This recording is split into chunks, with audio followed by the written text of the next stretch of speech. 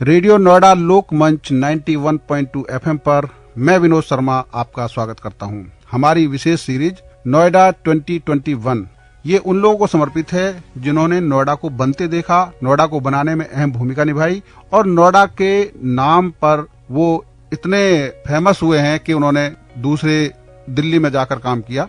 मैं अब आपको जोड़ रहा हूं दिल्ली पुलिस में 2018 में डीसीपी पद से रिटायर हुए ज्ञानेंद्र अवाना जी को, जो मूलतः हरोला गांव के निवासी हैं। उन्होंने नोएडा को बनते देखा, वो आपको अपने उस अनुभव से शेयर कराएंगे।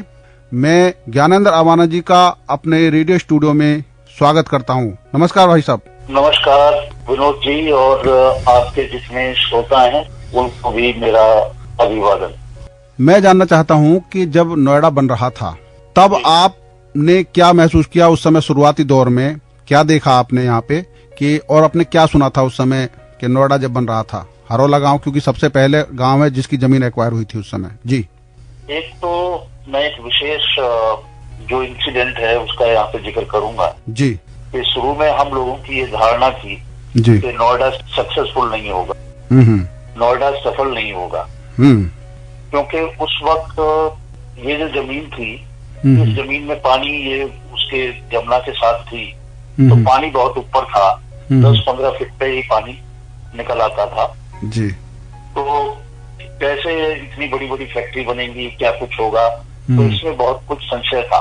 मैं 78 में जब Delhi school of economics, Delhi university से एमए इकोनॉमिक्स कर रहा था जी। तो एक बहुत उस वक्त जो है साइक्लोन आया था कि बहुत बड़ी बाढ़ आ रही है, ये आ रही है। तो जब हम लोग भी हॉस्टल से वहां से भाग के अपने यहाँ पे पहुंचे तो हमारे गांव में सारे जो बुजुर्ग थे वो इकट्ठा थे हरोला गांव में जी।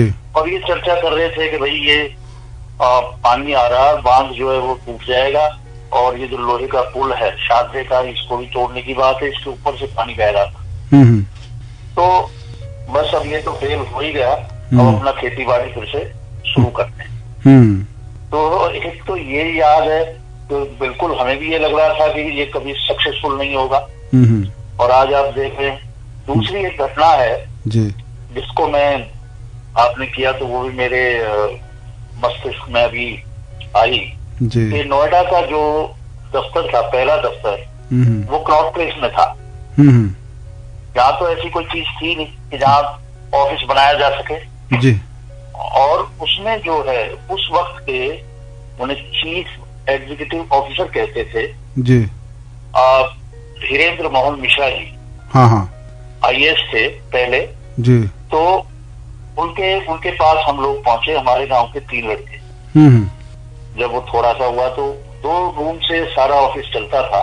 दिल्ली हाउस में किराए पे 2 रूम लिए हुए थे जिसमें नोएडा अथॉरिटी चलती। तो हमारी उनसे मुलाकात हुई, हम पढ़ रहे थे।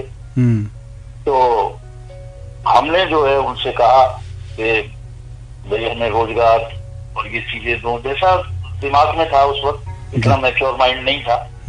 तो उन्होंने बैठ के हम लोगों को बहुत अच्छी तरह से समझाया कि देखो भाई यहाँ पे इंडस्ट्री आएंगी, इंडस्ट्री लगेंगी और तुम जवान बच्चे हो और पढ़े लिखे बच्चे हो, तो तुम ऐसा करो कि तुम इंडस्ट्री ये करो, इंडस्ट्री लगाओ और चलाओ। तो हमने कहा कैसे होगा? तो उन्होंने एक क्लर्क को बुलाया और हम 3 जो थे वहां पे लड़के, उनको 3 शेड, एक एप्लीकेशन ली और 3 शेड हमें अलॉट कर दिए जो वहां बनने वाले थे। अच्छा। सेक्टर 2 में अच्छा। बड़े बड़े जो शेड आपने देखे होंगे। हाँ। तो 3 हमें अलॉट कर दिए, मुझे और 2 मेरे गांव के और लड़के थे। एक हंसराज था, एक विद्याराम था। तो जब 3 शेड हमें अलॉट कर दिए तो हमने कहा साहब हमारे पास तो पैसे ही नहीं है। कहते हैं कि पैसे हम आपके मुआवजे से एडजस्ट करा लेंगे, अभी तुम फिलहाल ये लो। अच्छा। तो हमने कहा साहब हमारे नाम जमीन नहीं है। तो कैसे करें? कहते कि कोई बात उससे एडजस्ट कर लें। और ऐसे करके अलॉटमेंट लेटर हम तीनों को दे दी। हम घर आए, घर आके अपने घर वालों को नहीं बताया, डर गए कि वो कहेंगे कि भाई अभी तो मुआवजा मिला नहीं और उससे पहले ये उसको ठिकाने लगा के आ गए मुआवजे को। तो 5-6 दिन हम लोगों की आपस में मीटिंग होती रही और हम डरते रहे। आखिर ये तय हुआ कि भाई वापस जो है इसको पुनः ले आते। फिर हम कनॉट प्लेस गए, मिश्रा जी को फिर मिले। हमने कहा सर ये वापस ले लो, ये जो लेटर आपने दे रखे हैं अलॉटमेंट, ये वापस ले लो। हमारी हिम्मत नहीं हुई घर में कहने की, और ये आप वापस ले लो। उसने बहुत समझाया उन्होंने, हमने उनके हाथ पैर जोड़े और वो वापस कर दिए और रात की सांस ली। क्योंकि उस वक्त बिल्कुल हमारे दिमाग में ये था कि ये कुछ होना आना है नहीं। तो ये दूसरी घटना है जिसको आज हम याद करते हैं। कि तीसरी बात जो मैं बताऊं कि कोई साधन नहीं था आने जाने का। 3 कनेक्टिंग पॉइंट थे जहां से हम दिल्ली जाते थे या दिल्ली से आगे जाते थे। एक तो ओखला था, तो ओखला यमुना पार करके हम जाते थे। ये जो ओखला हेड कहते हैं, जहाँ ये बड़ा ये इसका वृक्ष है बड़ का, बहुत पुराना वृक्ष है। तो यहाँ से साइकिल से हम जाते थे ऐसे सीधा ओखले की तरफ। तो वो बारिश में बंद हो जाता था। तो हम कॉलेज में पढ़ते थे वहाँ जामिया में, तो नाव के जरिए आना जाना होता था। नाव जो है बारिश में 1 महीने 2 महीने के लिए हम नाव करते। अच्छा। हाँ। तो ये एक तो ये कनेक्टिविटी थी जी। और दूसरी कनेक्टिविटी थी, चिल्ला में एक बस आती थी पटपड़गंज। अच्छा। तो वहां से फिर ये जो अपना चिल्ला रेगुलेटर है, इसके ऊपर एक पुस्ते पे कच्चा था, यहाँ से ऊपर होकर एक छोटा सा रास्ता आता था, उससे साइकिल से सब लोग आते। और तीसरी कनेक्टिविटी कौंडली से थी, वो भी कच्चा रास्ता था और कौंडली से बस आती थी। उस वक्त DTU होती थी, तो उसमें आते थे। तो उसको सोच ही नहीं सकते थे हम लोग कि ऐसे कनेक्टिविटी होगी, ऐसे ये सब कुछ होगा। तो ये तीसरी बात जो मैं बता रहा था, ये ट्रांसपोर्ट की हालत थी। और हमें लगता था कि ये कुछ होगा नहीं, कोई शिक्षा का नहीं है, कोई कुछ नहीं। हम लोग दिल्ली में पढ़ते, दिल्ली के स्कूलों में पढ़ते थे। जैसे मैं मडावली जो स्कूल है उसमें पढ़ता था, मडावली फाजिलपुर तो दिल्ली में है। उसमें हमारे गांव के सारे लड़के पढ़ते थे। और जो कुछ बच्चे थे वो सदर सराय में स्कूल एक खुल गया था, भवानी शंकर इंटर कॉलेज, जी जी, उसमें लोग पढ़ते थे।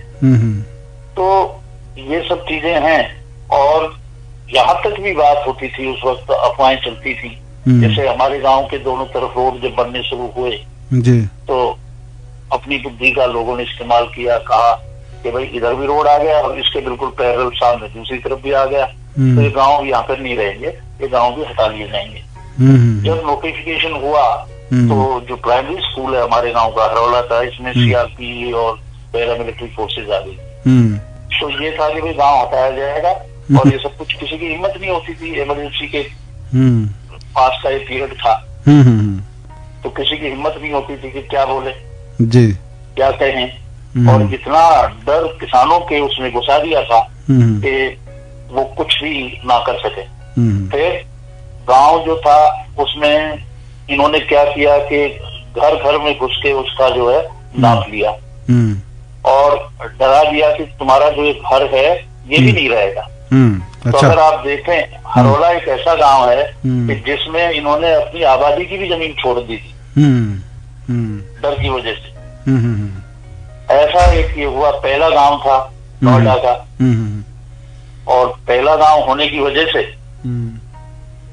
कुछ समझ ही नहीं आ रहा था। बाद में तो समझ में आ गया, नोएडा ने एक शेप ली, तो बाद के जो गांव आते गए उसमें थोड़ी समझदारी आ गई, लोगों को समझ में आ गया। पर शुरू में इसकी वजह से खेती, खड़ी खेती पे भी बुलडोजर चला दिए थे उस वक्त। तो बड़ा दहशत टाइप हो गई थी और हालत बहुत खराब थी। मतलब अच्छा माहौल बिल्कुल नहीं था, किसी को कॉन्फिडेंस में नहीं लिया। ओवरनाइट सब कुछ हुआ था, यही नहीं पता था कि क्या इसका नोएडा का और टांग है क्या, इसकी पूंछ है, कैसे बनेगा, क्या होगा। जी जी जी। तो विनोद जी ऐसे हालात थे जी। तो आज जब इतने दिन बाद आप देखते हैं तो नोएडा को कैसा देख रहे हैं इस समय? देखिए, नोएडा में विकास हुआ जी, और काफी कुछ हुआ, पर एक चीज मैं जरूर कहूंगा जी, कि जो हमारी विजन थी उस वक्त, हमारी विजन थी कि नोएडा एक इंडस्ट्रियल हब बनेगा, तो उसमें तो नोएडा सफल हो नहीं पाया। हाँ, इन्होंने डाइवर्ट करके जो new Okhla industrial development area था, ये इंडस्ट्री के डेवलपमेंट के लिए था, उसको डाइवर्ट करके और रेजिडेंशियल की तरफ, मकानों की तरफ ये चले गए। तो एक अच्छा बढ़िया प्रॉपर्टी डीलर हो गया नोएडा, बड़ा सा। इंडस्ट्री तो आई नहीं। जी। तो जो इंडस्ट्री आई है उन्होंने नोएडा को आगे बढ़ाने में कुछ प्रयास किया है, और आने वाले दिनों में नोएडा में क्या होना चाहिए था? आगे आने वाले दिनों में आप सोच रहे हैं जो नोएडा का मास्टर प्लान है, या नोएडा में जो आबादी बढ़ रही है उसमें जो मुख्य समस्या, क्योंकि आप दिल्ली पुलिस में रहे हैं और ट्रैफिक के आप एक्सपर्ट हैं, तो इस समय जो स्थिति देख रहे हैं उसके हिसाब से आपको बताएं कि क्या करना चाहिए नोएडा को आने वाले दिनों के हिसाब से। देखिए, जो ट्रैफिक का मसला है जी, तो ट्रैफिक के हिसाब से तो यहाँ के रोड बने नहीं। आप अगर आप रोड देखें नोएडा के जी, तो 90 डिग्री पे उनको बनते हैं, उसमें कोई भी लैंड रिजर्व नहीं है जहाँ से कि स्लिप रोड निकाली जा सके। पहली बात। दूसरी बात कि जिस तरह से चंडीगढ़ में है कि जो रोड हैं वो इंटरसिटी जो रोड है वो अलग है, इंट्रा सिटी रोड अलग हैं, ऐसी कोई डिस्टिंक्शन नहीं है। जो सेक्टर के अंदर के रोड हैं वो मेन रोड हो गए पॉलिटी प्लानिंग की वजह से। जो इंटरसेक्शन है उनकी डिजाइनिंग बहुत ही पुअर है ही नहीं, जबरदस्ती वो बना रखा है, वो ट्रैफिक कैरी कर ही नहीं सकते हैं। देखिए, जो ट्रैफिक इंजीनियरिंग का हिस्सा है वो तो पूर्ण रूप से मिसिंग है नोएडा। कोई जो ट्रैफिक इंजीनियरिंग का जो पहलू है उसको अनदेखा किया गया। आप इन्फोर्समेंट से, पुलिस का डिप्लॉयमेंट करके कितनी आप इन्फोर्समेंट कर सकते हैं? ये तो डिजाइन में ही ऐसा होना चाहिए कि आदमी स्वयं वहां जाए। जो अच्छी प्लानिंग है वो प्लान में ये सब चीजें इनकॉर्पोरेट होगी। ये डंडे से नहीं चलता है कि आज ये कट ऑफ रोक दो, कल वो रोक दो, वहां पे 4 सिपाही खड़ा कर दो, वहां से यहाँ भेज दो। ये कोई प्लानिंग नहीं है। This is simply a crisis management. ये तो क्राइसिस को मैनेज करने का तरीका, जो आपको एक नया शहर बसाना था, आपको स्प्रेड शीट दी थी, आपने ट्रैफिक का एंगल बिल्कुल ही छोड़ दिया। ये चीजें इसमें कमी है। कहीं पे ना तो इन्होंने ये किया कि कहाँ पे हमें प्रोजेक्शन करते कि नोएडा की आबादी इतने साल बाद इतनी होगी, तो हम प्लानिंग करते हैं 50 साल के लिए या 100 साल के लिए या 75 साल का, जैसा होता है टाउन प्लानर्स करते हैं विभिन्न शहरों के लिए, वो पूर्ण रूप से मिसिंग है। दूसरी बात जो है पब्लिक ट्रांसपोर्ट, यहाँ पे वो ढंग से डिजाइन नहीं किया गया। पब्लिक ट्रांसपोर्ट में 2 चीजें आती हैं, एक तो आती है बस और एक आती है हमारी मेट्रो। आज भी नोएडा के इतने साल हो गए, नोएडा की मेट्रो जो है वो खाली चलती रहती है, ग्रेटर नोएडा जाती है। उसकी कनेक्टिविटी आज भी ये दिल्ली मेट्रो से नहीं कर पाए। बिल्कुल। जिसकी कनेक्टिविटी हो तो लोग उसमें आगे जाएं। इन्होंने कोई सर्वे नहीं किया। सर्वे करके प्रॉपर इन्होंने साथ साथ ऐसे करके ट्रेन निकाल दी। इनको करना चाहिए था कि भाई कौन से ऐसे एरिया है कि जहाँ से पैसेंजर की सुविधा होगी, पैसेंजर आपको मिलेंगे। ये चलेगा जितने साल बाद भी, इतनी लागत लगने के बाद मेट्रो ऐसे ही चल रही है। तो ये दिखाता है कि कुछ भी इसमें भी सोच कुछ नहीं थी। अच्छा, जो सिटी बस सर्विस है वो भी आप देख लें, उसका भी कोई ढंग से न रूटिंग की गई, न उसे ढंग से उसका किसी भी तरह से सदुपयोग किया गया। तो पूर्ण रूप से ट्रांसपोर्ट में, पब्लिक ट्रांसपोर्ट में तो मिसिंग है। अब उसकी वजह से क्या होता है कि जब आपकी बस नहीं है, ट्रेन नहीं है, तो फिर जो दूसरे अनऑर्गेनाइज मोड ऑफ ट्रांसपोर्ट है, कोई रिक्शा है, कोई ई रिक्शा है और कोई 3 व्हीलर है, कोई टेम्पो है, वो सारे आ जाते हैं। और जब वो आ जाते हैं तो फिर पूरी व्यवस्था खराब हो जाती है। वो आगे उनको कहीं एक जगह सही जगह व्यवस्थित रूप से चलाते, थोड़ी बहुत लास्ट माइल कनेक्टिविटी के लिए इस्तेमाल करते तो ठीक है। अब इतनी लंबी लंबी दूरी के लिए थोड़ी ये सब चीजें इस्तेमाल होती है। आपने रोड अच्छा बना दिया तो रोड के ऊपर आपका मैनेजमेंट क्या, आदमी निकल नहीं सकता, चौराहे से निकल नहीं सकता, वो सारा घेर के रखते हैं। बिल्कुल आदमी लेफ्ट पे खड़ा होता है तो राइट को जाता है, सीधा जाने वाला रुक पे खड़ा हो जाता है। और तो मेरे हिसाब से जो बेचारे यहाँ पे पुलिस वाले हैं ट्रैफिक के, वो तो ये सब सही रहे हैं, पर ये कायदे में प्लानिंग का बड़ा भारी फेलियर है। मतलब आज भी अभी भी समय है कि नोएडा में ट्रैफिक एडवाइजरी सेल बने जिसमें सिटीजन भी शामिल हों, ताकि शहर की ट्रैफिक व्यवस्था को सुधारा जा सके और जो जरूरत है, प्राथमिकता है, उस पर काम किया जाए। देखिए बहुत जरूरत है। इतने वर्षों से मैं विभिन्न फॉर्मों पे, जब मैं डीसीपी ट्रैफिक भी था, दिल्ली का पूरा ट्रैफिक देखता था जी, उस वक्त भी मैंने ये ऑफर किया था कि हम लोग आपको पूरा सहयोग देंगे यहाँ पे और आप हमारी सर्विसेज लें, क्योंकि हम यहाँ पे रहते हैं, यहाँ के सिटीजन हैं, तो ये हमारी जिम्मेदारी बन जाती है कि हम अपने शहर को और अच्छा व्यवस्थित करें। परंतु अभी तक एक अधिकारी आते हैं, दूसरे जाते हैं, तो उनके मन में जब कभी कोई ट्रैफिक के ऊपर बात होती है तो बजाय सुझावों को एप्रिशिएट करने के, वो तो ऐसा मोर्चा खोलते हैं, आमने सामने ऐसे भिड़ते हैं कि जैसे इनको कुछ अपशब्द कह दिए गए हों। तो हर चीज को, जो चीज मैं जहाँ रोज रहता हूँ तो रोज मुझे पता है कि ये थोड़ा सा इम्प्रूवमेंट करने के बाद इसकी ट्रैफिक इम्प्रूव हो सकती है, पर जो कल वहाँ पे अधिकारी आए हैं वो आज एक्सपर्ट है, और एक्सपर्ट होके सुनते ही नहीं, ना वो एप्रिशिएट करते कि कोई इस तरह, अरे भाई आप भी रिटायर हो जाओगे कल, या आप यहाँ से चले जाओगे, आप भी शहर पे कहीं ना कहीं रहोगे। देखिए नोएडा का आज 90% अधिकारी जो नोएडा में किसी भी विभाग में आए वो यहाँ के रेजिडेंट हो गए, और अब वो उन बातों को कहते हैं जब कुछ सुनने वाला नहीं। बिल्कुल बिल्कुल बिल्कुल। आपने रेडियो नोएडा लोकमंच 91.2 FM को समय दिया, इसके लिए आपका बहुत बहुत धन्यवाद। जी धन्यवाद विनोद जी, आपसे बात करके बहुत अच्छा लगा। पुरानी बातों की एक बार फिर से दौरा किया, अच्छा लगा, और मुझे उम्मीद है कि आप जो है इस तरह के कार्यक्रम करके जी, और ये जो आवाज है, सुझाव है, इनको सही क्वार्टर तक पहुंचाएंगे, और उम्मीद करते हैं कि कुछ न कुछ इम्प्रूवमेंट अवश्य हो। धन्यवाद आपका, बहुत बहुत जी धन्यवाद। जी, आप सुन रहे थे दिल्ली पुलिस के पूर्व डीसीपी ज्ञानेंद्र रवाना जी को, जो मूलतः हरौला गांव के निवासी हैं, और उनकी चिंता है नोएडा शहर के ट्रैफिक सिस्टम को सुधारने की। ट्रांसपोर्ट सिस्टम को लेकर भी वो परेशान है। उनका कहना है कि अगर इन चीजों पर काम नहीं हुआ तो दिक्कत बढ़ेगी, तो बेहतर है कि नोएडा में सिटीजन एडवाइजरी सेल बने जो ट्रैफिक को लेकर, ट्रांसपोर्ट को लेकर अपनी राय देता रहे।